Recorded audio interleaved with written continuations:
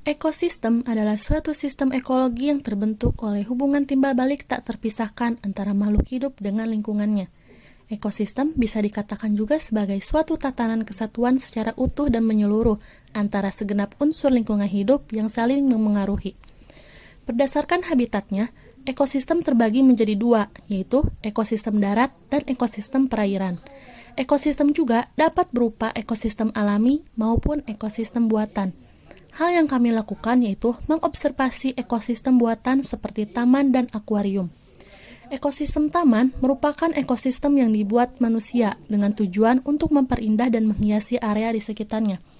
Ekosistem taman terbentuk oleh berbagai macam komponen, yaitu komponen biotik dan abiotik. Komponen biotik adalah komponen yang terdiri atas makhluk hidup, contohnya kupu-kupu, ulat, cacing, capung, manusia, dan tanaman lainnya. Sementara komponen abiotik adalah keadaan fisik dan kimia, di mana organisme yang menjadi medium dan substrat sebagai menunjang berkelanjutan kehidupan organisme tersebut. Contohnya seperti cahaya matahari, udara, air, batu, pot, dan tanah.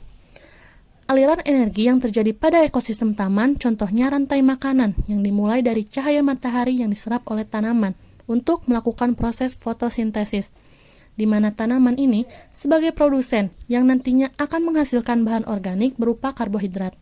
Kemudian, hasilnya akan dimanfaatkan oleh konsumen pertama, yaitu ulat atau kupu-kupu.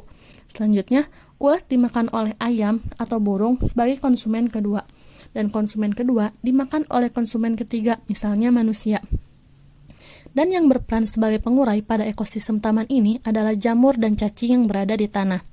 Selain ekosistem taman, terdapat pula ekosistem akuarium, yang termasuk ke dalam jenis ekosistem air.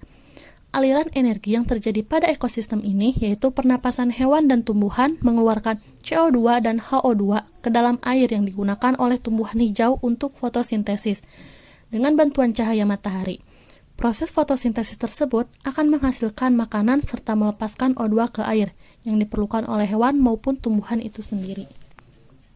Misalnya, pada suatu ekosistem akuarium, ekosistem ini terdiri dari ikan sebagai komponen heterotrof, tumbuhan air sebagai komponen autotrof, plankton yang terapung di air sebagai komponen pengurai, sedangkan yang termasuk komponen abiotik pada ekosistem akuarium ini adalah air, pasir, batu, mineral, dan oksigen yang terlalut di dalam air. Sekian penjelasan mengenai ekosistem yang kami amati. Terima kasih.